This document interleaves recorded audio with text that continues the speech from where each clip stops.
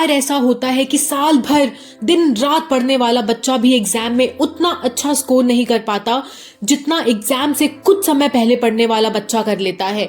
ऐसा इसलिए होता है क्योंकि उस बच्चे को एग्जाम में लिखने की स्ट्रैटेजी पता होती है। तो गाइज, आज मैं आप सबको 9 सीक्रेट्स बताऊंगी जिसने मुझे बोर्ड्स में 10 CGPA दिलवाया है। तो बिना आपका टाइम वेस्ट किए हुए फटाफट से स्टार्ट करते हैं वीडियो को। तो हमारी फर्स्ट स्ट्रैटेजी है प्रेजेंटेशन में भी मैंने कुछ सब पॉइंट्स बनाए हैं, जिसका फर्स्ट पॉइंट है मार्जिन। गाइज, हम बहुत बड़ी गलती करते हैं। हम क्या करते हैं कि दोनों साइड बहुत ज्यादा मार्जिन छोड़ देते हैं, ये सोच के कि हमारा जो आंसर है वो लेंदी लगेगा और ज्यादा पेजेस कवर करेगा। तो यहाँ पे हमें ध्यान देना है कि टीचर्स बेवकूफ नहीं होते हैं, उन्हें समझ में आ जाता है कि हम क्या करने की कोशिश कर रहे हैं वहां पे। तो हमें क्या करना है कि 1 इंच से ज्यादा मार्जिन दोनों साइड में नहीं छोड़ना है। इस साइड भी 1 इंच छोड़ेंगे हम और इस साइड भी 1 इंच छोड़ेंगे। आप देख सकते हो दोनों पेपर्स में कितना ज्यादा डिफरेंस है। सेकंड पॉइंट है हमारा हाईलाइट द कीवर्ड्स। गाइस, इसको तो मैं सही बता रही हूँ, ऐसे दिमाग पे प्रिंट करा लो अपने, बिल्कुल भी एग्जाम में मत भूलना इस पॉइंट को। मैं आपको लाइव एग्जांपल दिखाती हूँ 2 स्टूडेंट्स के आंसर्स का, आपको खुद डिफरेंस समझ में आ जाएगा। हमारे पास यहाँ 2 स्टूडेंट्स की आंसर शीट है, एक है पलक की, दूसरी है युक्ति की। तो फर्स्ट वाली जो आंसर शीट है उसमें टीचर को पूरा आंसर गो थ्रू करना पड़ेगा ये समझने के लिए कि बच्चे को कितना आता है। लेकिन सेकंड वाला जो है इसमें हाईलाइटेड कीवर्ड्स देख के ही टीचर को समझ में आ जाएगा कि अच्छा RBI एपेक्स इंस्टीट्यूट है।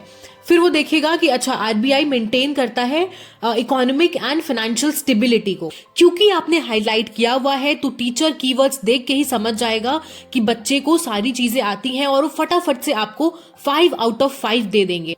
प्रेजेंटेशन का ही थर्ड पॉइंट है spacing between answers and points. कभी कभी हम क्या करते हैं, फर्स्ट आंसर लिखने के तुरंत बाद बिना स्पेस छोड़े आंसर 2 स्टार्ट कर देते हैं। इसके वजह से हो सकता है कि आपका आंसर 2 टीचर से स्किप हो जाए और आपके पूरे नंबर कट जाए।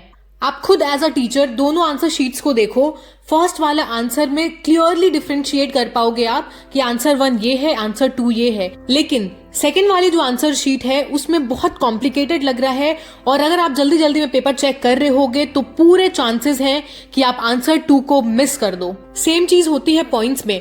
आप अगर कोई क्वेश्चन को पॉइंट्स में डिस्क्राइब कर रहे हो 1 2 3 4 तो उनके बीच में स्पेस छोड़ना बिल्कुल भी मत भूलना। प्रेजेंटेशन का ही फोर्थ पॉइंट है कि डिफरेंस वाले क्वेश्चन को आप कैसे अटेम्प्ट करोगे। लेट्स सपोज एक क्वेश्चन है differentiate between metal and non metal. तो इसको अटेम्प्ट करने के हमारे पास 2 तरीके होते हैं। फर्स्ट तरीके में बच्चे क्या करते हैं कि मेटल को एक्सप्लेन किया और उसके बाद लिखते हैं वेयर एज, फिर नॉन मेटल को एक्सप्लेन कर देते हैं। ये बिल्कुल गलत तरीका है बच्चों, ऐसे एक्सप्लेन नहीं करना है हमें। इस क्वेश्चन को अटेम्प्ट करने का जो आइडियल तरीका होता है वो होता है कि आप एक लाइन खींचो मिडिल में, एक साइड लिखो मेटल, दूसरे साइड लिखो नॉन मेटल। मेटल को और नॉन मेटल को दोनों को पॉइंट्स में डिस्क्राइब करोगे आप और पॉइंट्स के बीच में स्पेस रहेगा, ध्यान रखना।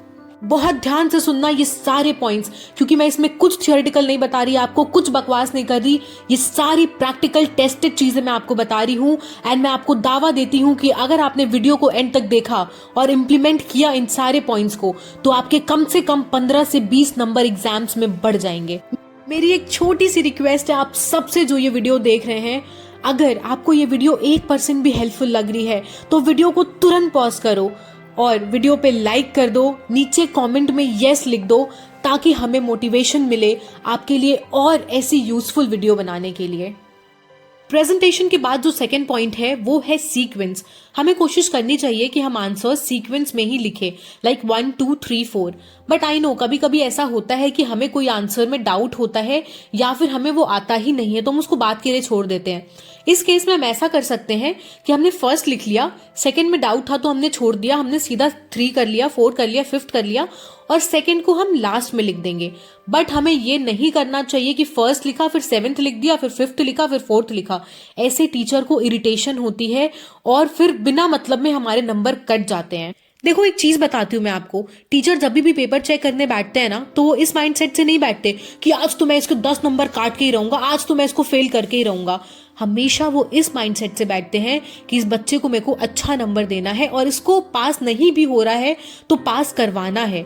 हमारी ड्यूटी क्या है कि हम टीचर को प्रॉब्लम फील नहीं होने दे और उनको जितना कंफर्ट हो सके वो कंफर्ट फील कराए हमारे आंसर्स में। हमारा थर्ड पॉइंट है right answers in points rather then in paragraph. ये उन क्वेश्चंस के लिए होता है बेसिकली जिनमें ऐसे बोलते हैं explain this point, explain that point.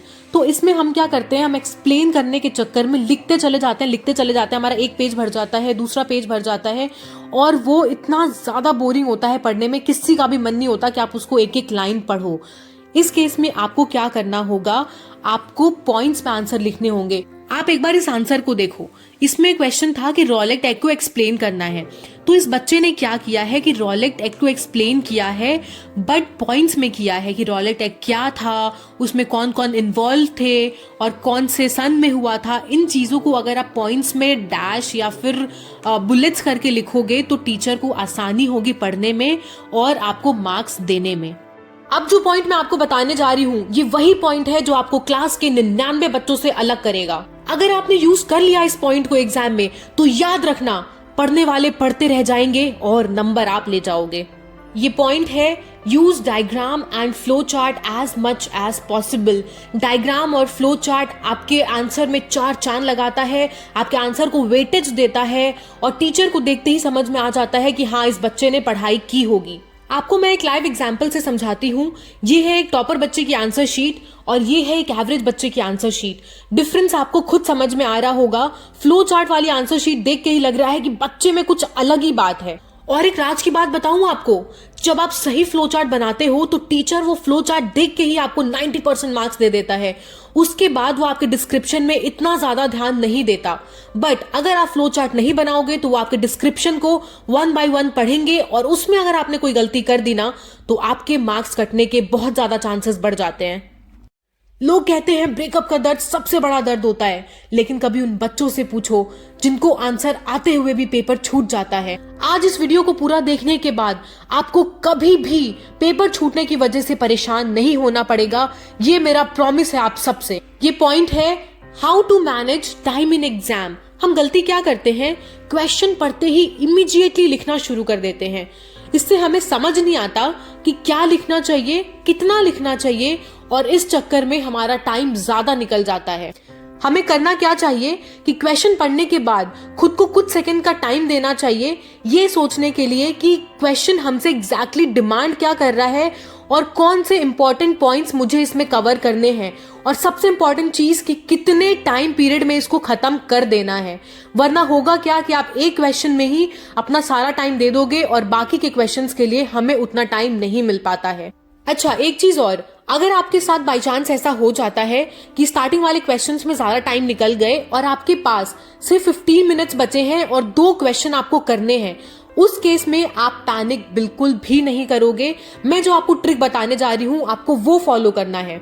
इस केस में आप क्या कर सकते हो, क्वेश्चन पढ़ो, अगर आप इसमें डायग्राम बना सकते हो तो फटाफट से डायग्राम ड्रॉ करो और उसके बाद देखो जो पॉइंट्स हैं उसको वहीं पे छोटा छोटा करके एक्सप्लेन कर दो। डायग्राम्स बहुत ज्यादा स्कोरिंग होते हैं, टीचर को समझ में आ जाएगा कि बच्चे को आता था सब कुछ और इसने एक्सप्लेन करने की कोशिश करी है। आपको 5 out of 5 नहीं मिलेंगे तो 5 में से 3 नंबर तो आपको मिल ही जाएंगे। बट अगर वो डायग्राम वाला क्वेश्चन नहीं है फिर आप क्या करोगे, उस केस में हम हेल्प लेंगे फ्लो चार्ट की। लेट्स सपोज कोई क्वेश्चन है टाइप्स वाला, तो आप एक एक टाइप को अगर एक्सप्लेन करने बैठोगे आपके 10-15 मिनट निकल जाएंगे। हमें क्या करना है, फ्लो चार्ट बनाना है उन टाइप्स का और छोटा छोटा करके वहीं पे एक्सप्लेन कर देना है। इससे टीचर को भी समझ में आ जाएगा कि आपको आंसर आता था और आपका 15 मिनट का काम 3 मिनट में ही हो जाएगा। 6 पॉइंट है cover at least 5 points in 4 marks question. अगर कोई क्वेश्चन है 4 नंबर का तो आप ये मत करना कि 4 पॉइंट्स ही लिख के आ रहे हो। अगर कोई पॉइंट है जो टीचर को उतना पसंद नहीं आया या इतना ज्यादा इंपॉर्टेंट नहीं था तो एक एक्स्ट्रा पॉइंट आप हमेशा लिख के आना ताकि वो कवर हो जाए। नेक्स्ट पॉइंट है don't forget to cut the wrong answer and cut properly. हम क्या करते हैं, हम जब आंसर लिखना शुरू करते हैं 4-5 लाइन लिख ली बट हमें समझ में आता है कि आंसर सही नहीं था। हम उसको वहीं छोड़ के अपना करेक्ट आंसर लिखना शुरू कर देते हैं। कई बार ऐसा होता है कि जल्दी जल्दी में हम रॉन्ग आंसर को कट करना भूल जाते हैं कि बाद में कर लेंगे, और बहुत बार ऐसा होता है कि हम कट करते हैं लेकिन हम उसमें स्क्रिबल करना शुरू कर देते हैं। कट करने का एक तरीका होता है, आपको एक कट लगाना है या फिर आप क्रॉस कर दो ज्यादा से ज्यादा। आपको पता है, लास्ट वीक ही मैं गई थी 10th के बच्चों का सेशन लेने। जब मैंने उनसे पूछा कि एग्जाम में उन्हें क्या प्रॉब्लम्स आती हैं, तो जो 2 मेजर प्रॉब्लम मुझे समझ में आई, उसमें से एक थी कि वो आंसर रिकॉल नहीं कर पाते एग्जाम में। मेरे साथ भी ऐसा बहुत बार हुआ है कि मैं टॉपिक पढ़ के गई हूँ लेकिन उस पॉइंट ऑफ टाइम पे मुझे आंसर ही याद नहीं आ रहा था। इस केस में मैं क्या करती थी कि उस टॉपिक से रिलेटेड जो चैप्टर होता था उसको याद करती थी। लेट्स सपोज कि अगर वो टॉपिक है कार्बन एंड कंपाउंड से रिलेटेड, तो मेरे को चैप्टर समझ में आ गया। अब मैं देखूंगी कि पूछ क्या रहा है क्वेश्चन में, ऑर्गेनिक कंपाउंड से रिलेटेड है या नॉन ऑर्गेनिक कंपाउंड से रिलेटेड है। फिर मुझे जो कुछ भी याद आएगा, अगर वो नॉन ऑर्गेनिक से रिलेटेड है तो मेरे को नॉन ऑर्गेनिक से रिलेटेड जितने भी कीवर्ड्स या फिर जितनी भी चीजें पता होंगी वो मैं उस आंसर में लिखना शुरू कर दूंगी। एक चीज ध्यान रखना कि मैंने आपको ऊपर बताया है आंसर्स पॉइंट में लिखने के लिए। इस केस में आप क्या करोगे, आंसर्स को पॉइंट में नहीं लिखोगे। इस केस में आप पैराग्राफ बना के लिखो, ताकि अगर आप कुछ गलत भी लिख रहे हो तो वो उतना ज्यादा हाईलाइट नहीं हो। पॉइंट्स में चीजें बहुत हाईलाइट हो जाती हैं। एक चीज एकदम अपने दिमाग में बैठा लो कि कुछ भी हो जाए आप क्वेश्चन छोड़ के नहीं आओगे। कुछ भी लिख के आओ, मतलब गाना मत लिखना आप, बट कुछ भी लिखो, लेकिन आप क्वेश्चन को अनअटेम्प्टेड नहीं छोड़ोगे। यार 5 मार्क्स का क्वेश्चन है, आपको हो सकता है 1 नंबर मिले, 1.5 नंबर मिले, 2 नंबर मिले, कुछ तो मिलेगा। अगर छोड़ के आ जाओगे तो टीचर चाह के भी आपको कुछ नहीं दे पाएगा। बस एक पॉइंट और, जो सेकंड मेजर प्रॉब्लम थी वो ये थी कि बच्चे बहुत ज़्यादा कंसर्न्ड होते हैं अपनी बैड हैंडराइटिंग को लेके। तो बच्चों, मैंने वहाँ पे टीचर से भी बात करी है, उनसे मैंने पूछा कि कितना ज़्यादा इम्पैक्ट पड़ता है बच्चों की बैड हैंडराइटिंग का। तो ट्रस्ट मी, टीचर्स ने मुझे ये बोला कि बैड हैंडराइटिंग की वजह से नंबर नहीं कटते हैं, बस आपकी जो हैंडराइटिंग होनी चाहिए वो रीडेबल होनी चाहिए। यार अगर आप ऐसा लिख के आओगे जो टीचर को समझ में ही नहीं आ रहा, तो सोचो वो नंबर कैसे देगा। हमें क्या करना है, हमें फोकस करना है जो हम लिख रहे हैं वो टीचर को समझ में आए। बाकी आपकी हैंडराइटिंग कैसी भी हो, आपको उसके नंबर नहीं कटते हैं। बस इतने से पॉइंट्स हैं जो आपको फॉलो करने हैं। ट्रस्ट मी, अगर आपने अच्छे से पढ़ाई करी और इन सारे पॉइंट्स को फॉलो किया तो आपको टॉपर बनने से कोई भी नहीं रोक सकता है। All the very very best guys for your boards. I hope आप सबके बहुत अच्छे मार्क्स आए। एंड अगर आपको ये वीडियो पसंद आई हो तो प्लीज अपने सारे फ्रेंड्स के साथ शेयर करना, सब्सक्राइब करना बिल्कुल मत भूलना। और मिलते हैं फिर नेक्स्ट वीडियो में। तब तक के लिए keep learning, keep exploring and keep helping.